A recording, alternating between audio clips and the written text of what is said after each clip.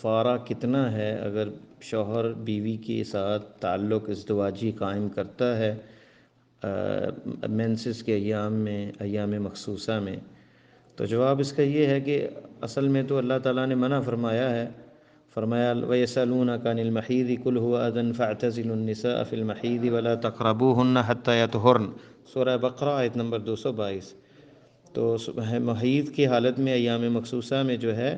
فَاعْتَزِلُوا النِّسَاء کا حکم ہے کہ الگ رہیں، وَلَا تَقْرَبُوهُنَّ اور قریب نہ جائیں ازدواجی تعلق کے لیے۔ اور نبی علیہ السلام کی حدیث ہے کہ من اتی حائضا او امرأة فی دبرها او کاہنا فقد کفر بما انزل علی محمد، جو اپنی بیوی کے پاس جس نے تعلق قائم کیا حیض کی حالت میں ایام مخصوصہ میں، یا پھر اس کے پچھواڑے میں آیا، وہاں اس نے اپنی شہوت کو پورا کیا، یا کسی کاہن کے پاس گیا، نجومی کے پاس گیا مستقبل کی خبریں لینے کے لیے، علاج کے لیے، تو اس نے کفر کیا جو محمد کریم صلی اللہ علیہ وسلم پہ نازل ہوا، یعنی قرآن کا اس نے انکار کر دیا اور شریعت کا انکار کر دیا۔ تو یہ کفر دونہ کفر ہے، دین سے خارج نہیں ہوگا لیکن یہ کفری اعمال میں سے ہے۔ تو دوسری حدیث کے اندر آپ نے فرمایا ہے کہ جب عورت، معاذ بن جبل کی روایت ہے کہ کیا انہوں نے جب پوچھا، ابو داؤد کے اندر ہے کہ آدمی کے لیے کیا جائز ہے اپنی بیوی جب حائض ہو، تو فرمایا کہ ما فوق الازار، یعنی ازار کے اوپر، اصنعوا کل شیء، صحیح مسلم کے لفظ ہیں کہ ہر کام کرو، تعلق قائم کرو الا نکاح، نکاح کے علاوہ۔ تو کفارہ جو ہے جمہور علماء جس میں احناف، مالکی اور شافعی رحمہم اللہ جو ہیں وہ کہتے ہیں کہ ان پہ صرف توبہ ہے اور کوئی چیز نہیں ہے۔ ایک روایت میں امام احمد بھی ان کے ساتھ شامل ہیں، جمہور کا یہ موقف ہے کہ اصل براءۃ الذمہ ہے، لیکن امام احمد کی دوسری روایت میں واجب ہے کفارہ، کیونکہ اس میں ایک حدیث وارد ہے جو ابو داؤد، سنن نسائی اور ابن ماجہ میں ہے، اور شیخ البانی نے اسے صحیح کہا ہے، بعض نے اسے موقوفاً صحیح کہا ہے اور بعض نے مرفوعاً بھی،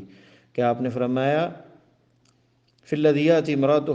حائض، عورت کے پاس جو جائے اپنی بیوی کے پاس اور وہ ایام مخصوصہ میں ہو اور تعلق کے ازدواجی قائم کرے، یتصدق بدینار او بنصف دینار، تو وہ 1 دینار کا صدقہ کرے یا آدھے دینار کا، اور دینار جو ہے اس کی قیمت جو ہے، اس کا وزن جو ہے 4 گرام اور چوتھا حصہ گرام کا، یہ ہے 1 دینار۔ تو بعض نے کہا ہے کہ 1 دینار دے گا یا پھر آدھا دینار دے گا اس حدیث سے، لیکن عبداللہ ابن عباس کا ایک قول اور ہے جو کہ موقوفاً صحیح ہے کہ اگر تو ایسی حالت میں گیا کہ خون زیادہ آ رہا ہے بیوی کو، تو ایسی حالت میں اس پہ کفارہ دینار ہوگا، اور اگر غسل نہیں کیا، ویسے ختم ہو گیا، خون رک گیا ہے، تو ایسی شکل میں جو ہے نصف دینار ہے۔ تو نصف دینار بنتا ہے تقریباً 2 گرام اور گرام کا چوتھے حصے کا آدھا۔ تو وہ قیمت دیکھی جائے گی مارکیٹ میں جس دن دینا ہے صدقہ، اور یہ کفارہ کہ کیا ہے قیمت 1 گرام سونے کی، تو اس حساب سے جو ہے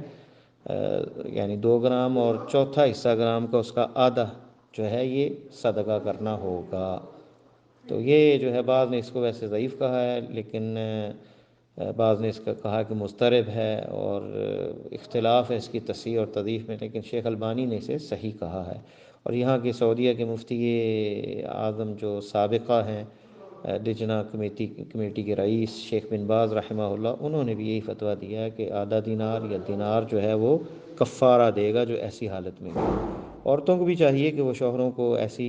پیچھے سے بھی نہ آنے دیں، اور اس حالت میں بھی ایام مخصوصہ میں جو ہیں وہ روکیں،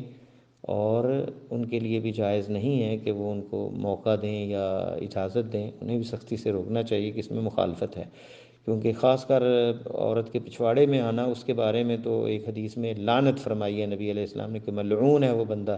جو عورت کے پچھلی سائڈ سے جو ہے اپنی شہوت کو پورا کرتا ہے۔ اور کچھ لوگ یہ بھی سوال کرتے ہیں کہ اس طرح کرنے سے کیا نکاح ٹوٹ جاتا ہے؟ تو جواب یہ ہے کہ نکاح تو نہیں ٹوٹتا، لیکن اس پہ توبہ بھی واجب ہے، اللہ سے معافی بھی مانگے، توبہ بھی کرے، اور یہ کفارہ بھی دے۔ واللہ تعالی اعلم۔